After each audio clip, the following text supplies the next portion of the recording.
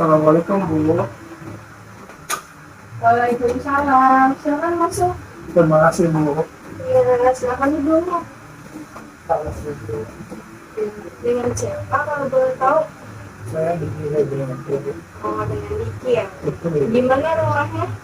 Rumah saya di pasar Minggu. Ke sini naik apa? Kereta itu. Oh, naik kereta.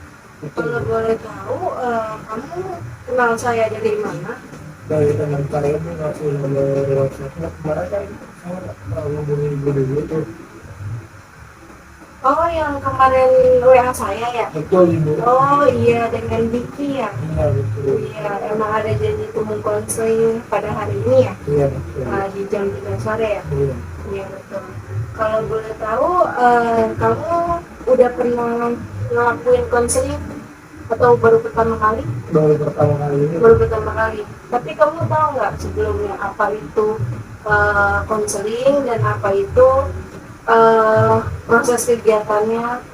Belum tahu Ibu. Belum tahu ya? Belum tahu Ibu. Oke, kalau gitu di sini saya akan ngejelasin sedikit biar kamu sedikit paham tentang apa itu konseling dan apa yang akan kita lakukan ke depannya selama proses konseling ini berlangsung seperti itu. Baik Bu. Baik, kalau gitu di sini saya sendiri sebagai konselor dan Diki bisa dibilang sebagai konseling yang dimana jika kamu menghadapi suatu masalah atau sedang kesulitan atau sedang gelisah sehingga kamu kesusahan untuk menjalani kehidupan sehari-hari kamu bisa cerita ke ibu. Tapi untuk keputusan-keputusan selebihnya itu hanya boleh kamu yang mengambil keputusan. Di sini ibu hanya bisa mendengarkan cerita dari kamu dan serta bisa membantu mencari solusi yang mungkin nanti kita bakal cari bareng-bareng gitu. Baik Ibu.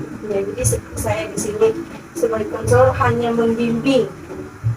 Selebihnya keputusan hanya ada di Diki seperti itu. Untuk kontrak waktunya kita hanya 45 menit. Gimana? Apa cukup? Apa menurut kamu kurang? Cukup. Berarti kita 45 menit ya Diki ya. Siap.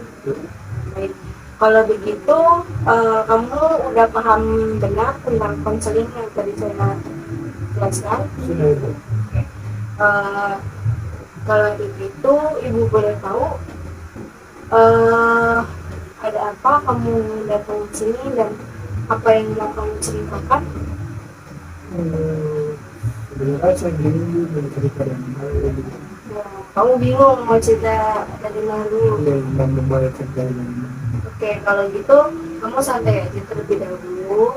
Kamu bisa menceritakan semuanya sesuai dengan apa yang ada di pikiran kamu dulu. Nggak usah harus yang secara menghibur, tapi yang kamu ingat aja dulu, nggak apa-apa gitu.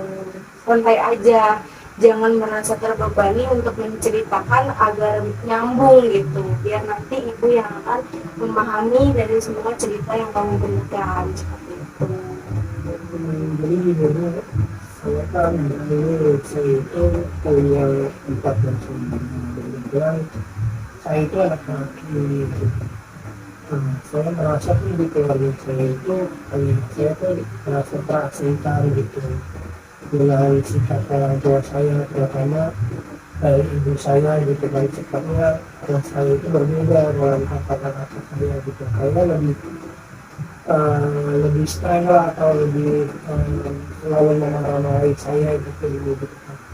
Pokoknya apapun yang saya lakukan selalu salah gitu di mata ibu saya gitu. Nah, makanya itu saya datang ke sini, siapa tahu ibu punya jalan cerita, jalan keluar gitu buat permasalahan yang saya hadapi sekarang. Seperti itu. Jadi kamu dari 4 bersaudara, Gitu. kamu ngerasa kamu orang tua kamu tidak adil terhadap kamu. Betul. Kalau boleh tahu contohnya itu seperti apa yang ibu kamu lakukan sampai kamu merasa orang tua kamu tuh nggak adil terhadap kamu gitu. Contoh kayak kalau anak-anak saya kan ini yang bekerja sampai lupa waktu, tapi kalau orang tua saya terutama ibu saya nggak pernah pernah marah-marah ke kakak saya gitu. Cuman kalau saya lupa waktu sedikit atau pulang agak maleman gitu kan, yang kadangnya menurut saya ya menurut saya masih batas wajar gitu kan. Tapi ibu saya memarahi saya gitu, itu contoh kecil aja sih Bu. Oh, seperti itu. Berarti karena kakak kamu yang lain tidak diomelin, tapi kamu diomelin Betul. kalau kamu main terlalu lama atau Betul. tidak di batas waktu. Betul. Kalau boleh tahu, emang kamu anak berapa dari 4 bersaudara ini? Saya anak terakhir Bu, anak keempat. Oh, kamu anak terakhir berarti Iya, ya? yang notabene kan seharusnya kalau Disayang. iya betul anak keempat kan seharusnya ya yang kalau saya dengar dari cerita-cerita keluarga yang lain kan biasanya anak terakhir itu anak yang paling aja, anak yang paling diperhatiin. Cuma berbeda dengan saya seperti itu. Kalau begitu, kan tadi ibu dengar kalau kamu itu orang terakhir ya. Nah, menurut kamu tahu nggak sih apa alasan dari ibu kamu tuh sering ngomelin kamu, padahal kamu udah, maksudnya tidak pulang terlalu malam dan lain semacamnya, tapi ibu kamu tetap marahin kamu aja. Kamu tahu nggak alasan kenapa ibu kamu tetap marahin kamu? Saya kurang tahu sih Bu, teman aktivitas saya sekarang udah saya kurang-kurangnya gitu, saya cuma berdiam diri di kamar gitu kan. Terus kalaupun saya kalau sudah disuruh saya langsung melaksanakan gitu. Cuma mungkin kurang keterbukaan lagi sih saya terhadap kedua orang tua saya gitu. Cuma pada saat ini akhir-akhir ini saya punya teman perempuan gitu ya, yang membuka pikiran saya juga gitu, membuka supaya saya itu lebih terbuka ke kedua orang tua saya, termasuklah ibu saya gitu. Gitu aja sih. Oh, kalau misalkan tadi kan kamu bilang berarti kamu belum tahu ya apa alasan dari ibu kamu kenapa marahin kamu. Gitu. Coba kamu pikirkan, kalau menurut kamu nih, kan kakak kamu tadi dibilang tidak diomelin, sedangkan kamu diomelin terus sama ibu kamu. Kalau dipikir-pikir, alasannya itu seperti apa? Contohnya gini, pasti kan seseorang kalau marah itu ada alasan ya. Nggak mungkin yang namanya orang marah tanpa alasan, ya kan?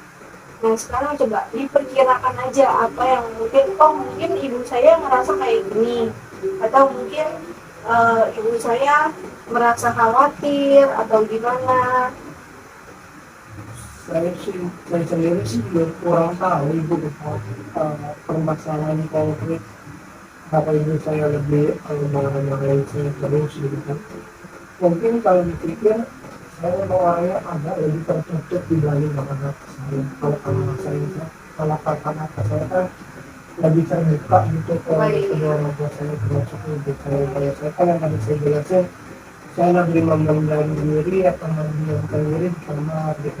Kalau disuruh terus saya keluar kamar seperti itu sih. Nah, kan tadi kamu bilang berarti kamu cenderung anaknya yang lebih diam daripada kamu ya. Kalau pemikiran secara logisnya, kalau kamu diam terus, berarti yang harus lebih diperhatikan sama orang tua kamu siapa menurut kamu?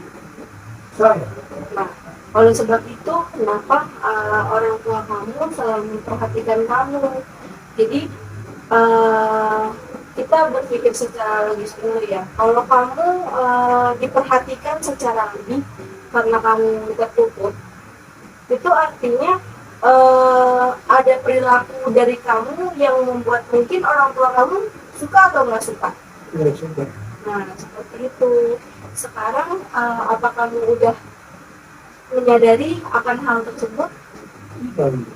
Berarti kamu belum sadar kalau diri kamu tuh terlalu pendiam, jadinya orang tua kamu menjadi selalu memperhatikan kamu. Itu juga saya juga tahu dari teman perempuan saya gitu. Saya orangnya lebih tertutup gitu. Untungnya ada Berarti ada orang yang mengingatkan kamu untuk jangan selalu tertutup seperti itu. Teman perempuan kamu kalau boleh tahu siapa? namanya ada dia namanya Nadia itu. namanya ya. Berarti kamu punya teman untuk berbincang tentang orang tua kamu ya? Betul, Kalau boleh tahu emang namanya siapa? namanya Nadia itu. Oh, berarti kamu punya teman yang namanya dia yang bisa membuat kamu lebih ringan bebannya karena kamu menceritakan segala sesuatunya kepadanya dia. Betul. Terus sikap Nadia ini terhadap kamu tuh kayak gimana? Dia baik gitu, dia baik gitu. Itu dia yang saya lagi diri saya, karena saya juga belum memiliki dia sepenuhnya gitu kan baru kemarin bilang. Nah kalau dibilang dia orang baik gitu. Berarti kamu di sini kenapa kamu gelisah bukan hanya masalah dari orang tua aja, Ya dulu. tapi ada masalah dari teman kamu, teman perempuan kamu ini, seperti itu. Nah kan tadi yang udah saya bilang, kembali lagi ke masalah yang pertama, masalah orang tua kamu, yang dimana jika kamu mendiam diri, jadi kan kamu udah bilang sendiri kalau berdiam diri, kira-kira orang tua kamu itu bakalan bersikap seperti apa kalau kamu terus diam-diam. Misalnya ya, kamu jadi orang tua, terus udah gitu kamu punya anaknya tuh diam aja, kira-kira apa yang kamu lakukan untuk anak kamu? Biasanya juga bingung, saya harus kasih perhatian lebih mungkin ke anak saya. Nah, karena kamu bilang kamu sebagai orang tua akan memberikan perhatian yang lebih, berarti begitu pun ke orang tua Anak saya. kamu terhadap kamu, seperti itu. Mereka jadi memperhatikan kamu yang lebih daripada kakak-kakak kamu. Karena kakak-kakak kamu tidak diperhatikan, malah justru kamu yang diperhatikan. Jadi setiap pergerakan kamu dipantau terus sama orang tua kamu, sehingga kamu jadinya merasa, oh saya selalu merasa tertekan, merasa tidak diperhatikan atau tidak adil. Padahal yang diperhatikan siapa? Saya. Nah, sekarang udah masuk ke logika kamu belum? Udah masuk ke pikiran kamu belum? Masuk akal? Iya, seperti itu. Nah, kalau misalkan tadi kan itu yang nyebut kamu sendiri ya, kalau misalkan kamu jadi orang tua, kamu bakal memperhatikan lebih terhadap anak kamu yang pendiam. Nah, kira-kira kalau kamu jadi orang tua, kamu mau nggak punya anak yang pendiam? Menurut saya tidak mau. Kalau begitu, kamu harus bisa lebih cerita ke orang tua saya lebih terbuka. seperti itu. Kamu bisa lebih terbuka kepada kedua orang tua kamu, nggak apa-apa kamu menceritakan segala macam kesah kamu. Jadi orang tua kamu nggak merasa khawatir. Contohnya gini, tadi saya, kamu manggilnya mama atau Ibu. oh ibu.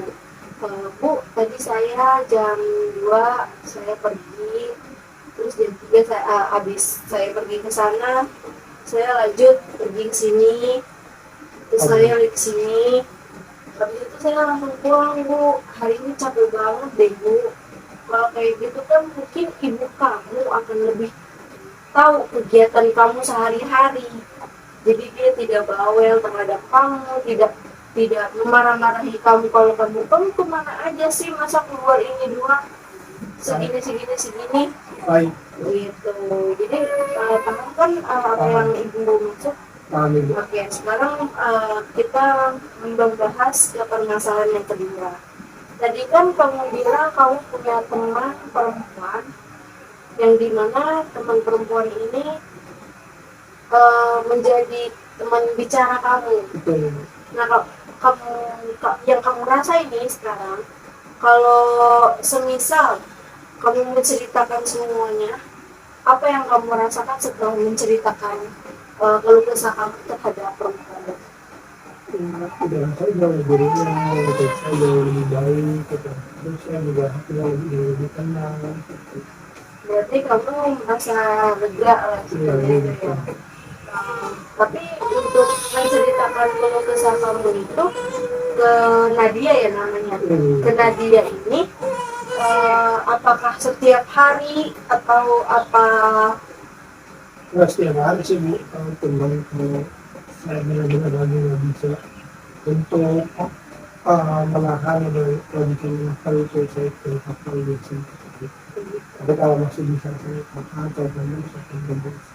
Itu berarti kamu tentang masalah Nadia ini yang masih menjadi janggal di hati kamu karena kamu belum bisa memiliki sepenuhnya eh, Teman-teman perempuan. yang si Nadia itu ya.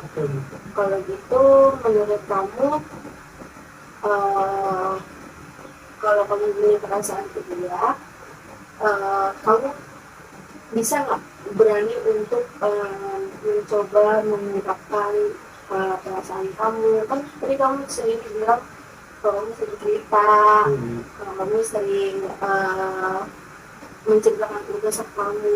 Kalau itu sih kayaknya belum berani gitu. Oh, belum berani. Berarti kalau kayak gitu kan semua apa yang kamu jalanin di kehidupan kamu itu akan ada hasilnya atau hasilnya baik positif ataupun negatif gitu ya. Nah, kamu bisa menceritakan tuh ke Nadia apa yang kamu rasakan. Kamu harus berani juga menerima hasil dari apa yang dijawab dari Nadia. Entah itu positif yang kamu diterima, entah itu negatif ya harus mengikhlaskan karena kan selama ini Nadia juga menjadi teman kamu, juga menjadi teman yang baik, bukan menjadi teman yang teman yang nggak bisa support kamu ya kan, tidak mau mendengar keluh kesah kamu seperti itu kan. Nah menurut kamu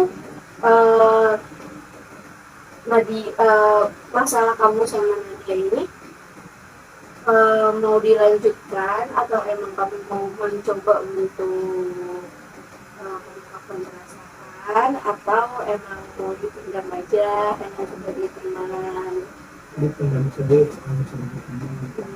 Oh, jadi kamu masih mau menjadi teman ya, karena biasanya kalau sehari-hari di dalam kehidupan kita, semisal kamu menjadi pacar, setelah putus malah jadi senggang kan hubungan.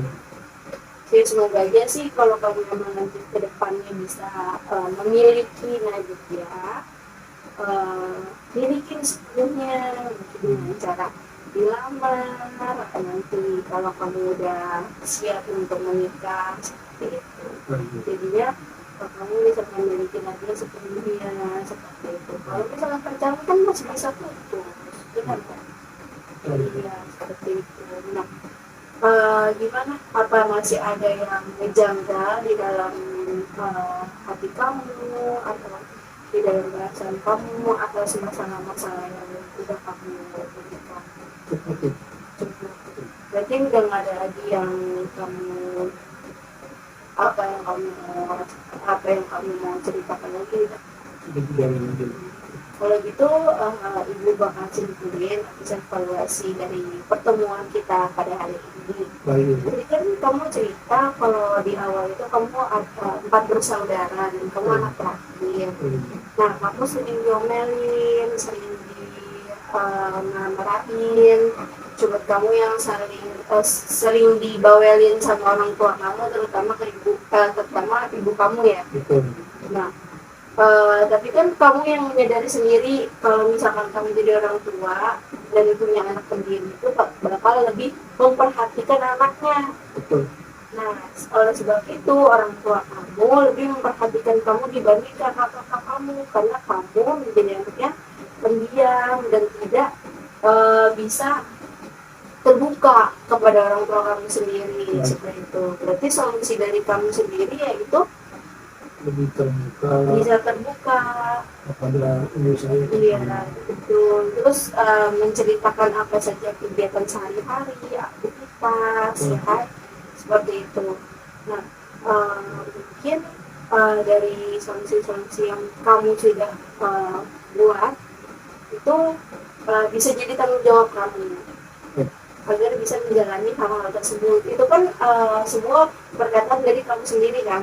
Kalau saya harus kayak gini, kayak gini, kayak gini, kayak gini untuk agar orang tua kamu tidak memarahi kamu lagi, tidak dibawain sama orang tua lagi, seperti itu. Biar kamu bisa tanggung jawab sama perbuatan kamu sendiri.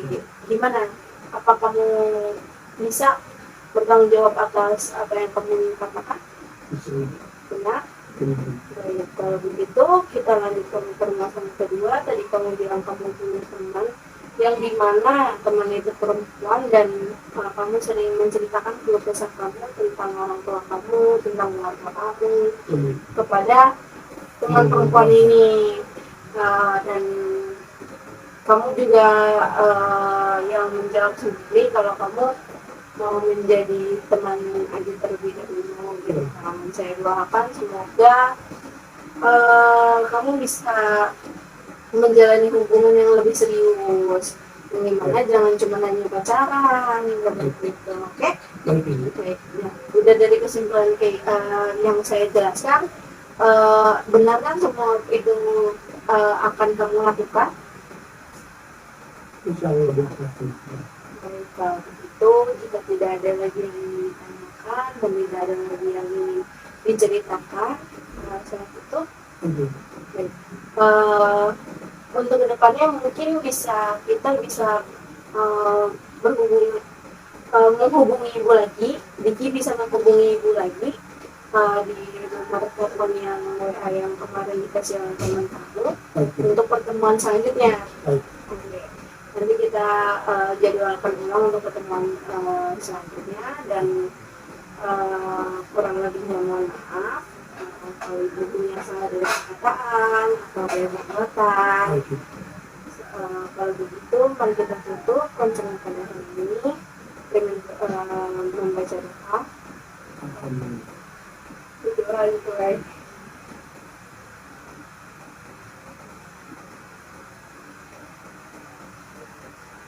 Selesai. Terima kasih. Ya, sama-sama. Terima kasih. Ya, hati-hati di jalan ya Diki. Baik. Terima kasih.